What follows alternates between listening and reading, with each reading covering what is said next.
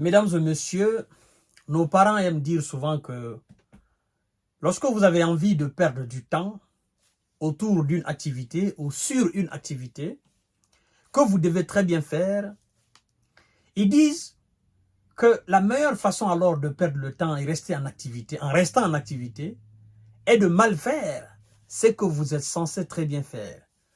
Parce qu'en le faisant mal, vous aurez des reproches et les gens vous diront que vous avez mal fait. Et donc, vous serez dans l'obligation de reprendre encore ce que vous devez très bien faire. C'est ce qu'on est en train d'assister avec M. Zelelin et les Occidentaux qui le soutiennent. Tenez, il y a juste un mois, on nous a annoncé un soi-disant sommet en Suisse. Suisse qui a l'apparence d'un pays neutre, mais en réalité qui ne l'est pas, parce que a prouvé que en réalité, elle était du côté de l'Occident plus que de la Russie, parce qu'elle a permis l'utilisation de ces armes et elle a soutenu ouvertement Ukraine contre la Russie, ce qui prouve à suffisance que ce n'est pas un pays neutre. Mais nous n'allons pas perdre notre temps sur la neutralité de la Suisse. Qu'est-ce qui se passe? Au vu des nouvelles réactions de la Chine, du Brésil, c'est-à-dire des alliés de la Russie qui ont été invités par les Occidentaux afin de participer à ce sommet en Suisse, parce que vous devez savoir, la Chine a dit que sans la Russie, elle ne voit pas l'intérêt de ce sommet, puisque c'est une question de paix. Et M. Lula, le président brésilien, a d'ailleurs communiqué avec Vladimir Poutine, a échangé avec Vladimir Poutine, où il a dit clairement qu'il était pour un sommet incluant la Russie, c'est-à-dire un sommet où la Russie prendra part. M. Lula a notifié cela à M. Vladimir Poutine. Je crois donc que les Occidentaux se sont dit, ben, on est en train de perdre du temps. Ce que nous devons très bien faire, on est en train de le faire très mal. Et donc, il faudra un deuxième sommet. Un deuxième sommet où, forcément, le bon sens voudrait que nous invitions M. Vladimir Poutine, une délégation russe, pour venir participer à ce sommet afin de trouver voilà, un terrain d'entente entre nous et la Russie. Et, mesdames et messieurs, nous apprenons ce matin, par la présidence même, le chef de l'administration présidentielle ukrainienne, nous apprenons par ce dernier que, bon, d'abord, avant de poursuivre le visionnage de cette émission, il est coutume, d'accord, c'est devenu coutumier maintenant que je vous rappelle, la répétition est pédagogique. Naturellement, l'homme est fait pour oublier. Et s'il vous plaît, appuyez sur le bouton partage, histoire de sécuriser la vidéo. Vous partagez la vidéo dans tous les groupes possibles. Et si ce n'est pas encore fait, likez la vidéo, mettez assez de cœur. Naturellement aussi, vous donnez vos différents avis dans les commentaires. Et si vous n'avez pas grand chose à dire, dites tout simplement J-Visionnaire, bonjour ou bonsoir. Et abonnez-vous aussi sur ma chaîne YouTube qui est Kanté J-Visionnaire le vrai. Mesdames et messieurs, nous allons voir tout à l'heure ce que dit le chef de l'administration présidentielle ukrainienne. Parce que les Occidentaux ont compris dorénavant qu'il faille passer par ce dernier afin de faire une déclaration officielle pour le monde.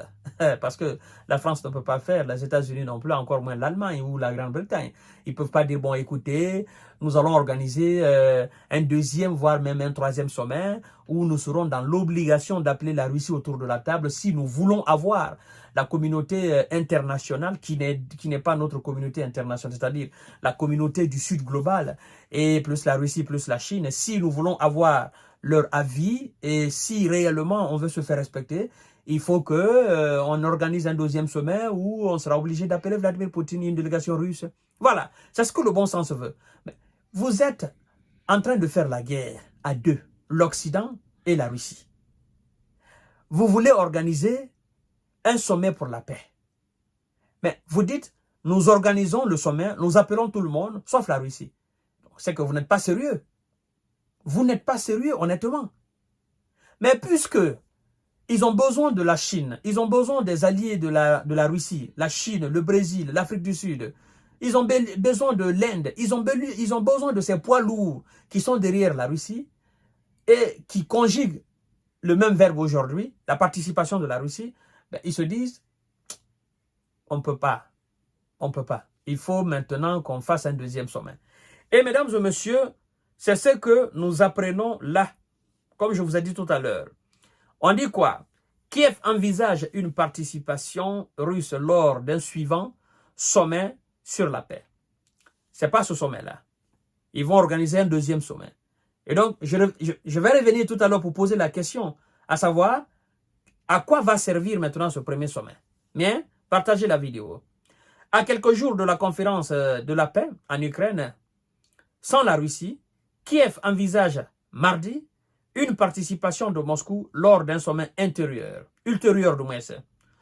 Ils disent, je cite, « Nous prévoyons de préparer ensemble le plan commun qui sera soutenu par tous les pays responsables et nous envisageons la possibilité lors du deuxième sommet d'inviter un représentant de la Russie et de présenter ensemble ce plan commun », a déclaré Andriy Lermak, chef de l'administration présidentielle ukrainienne, aux médias européens. Moscou a déclaré qu'elle ne souhaitait pas participer au sommet de ce week-end et n'a donc pas été invitée par la Suisse et pays hôtes, tandis que l'Ukraine souhaite obtenir des résultats concrets afin de les représenter lors du second sommet. Pour ce proche du président ukrainien, la mauvaise expérience des formats de négociation précédents impliquant Moscou avant l'invasion totale de l'Ukraine par la Russie en février 2022 a montré que pour mettre fin à la guerre, il faudra s'appuyer sur une large plateforme de soutien ancrée dans le droit international. Vous parlez encore de droit international. Le droit international, ça n'existe plus. Si vous voulez avoir une paix, négociez avec la Russie. Sinon, le droit international a été piétiné par un certain nombre d'événements qui se sont déroulés dans ces derniers temps. Donc, oubliez le droit international. Peut-être que les principes du droit international, d'un droit international seront fondés avec un monde multipolaire. Mais avec ce monde dominé par l'Occident et qui est à la fin de sa domination, c'est-à-dire à la dernière phase de sa domination, on ne parle plus du droit international. Alors, vous avez compris que en marginalisant la Russie, ben, vous ne pouvez pas obtenir quelque chose de concret. Et même ce que vous allez faire là, vous parlez de plans, comment, machin, vous allez tracer des lignes qui seront rejetées, n'est-ce pas, qui seront mises à côté par un revers de main, hein, par la délégation russe qui sera là, certainement pour le sommet prochain. On ne peut pas tracer un plan de paix sans la participation de la Russie. Qu'est-ce que je veux dire? Vous ne pouvez pas vous réunir entre vous, tracer un plan, ou tracer un format, ou je ne sais quoi encore, entre vous, sans que la Russie ne soit là pour jeter un coup d'œil là-dessus. Si vous voulez alors avoir quelque chose de concret, d'accord, afin de présenter à la Russie le sommet prochain, moi je pense que c'est inutile. C'est inutile, ça ne sert à rien de présenter quelque chose à la Russie qu'elle va refuser. La Russie devrait être là pour ce sommet-là, ce sommet du week-end-là, elle devrait être là. Et ensemble, vous vous asseyez, vous parlez de long en large.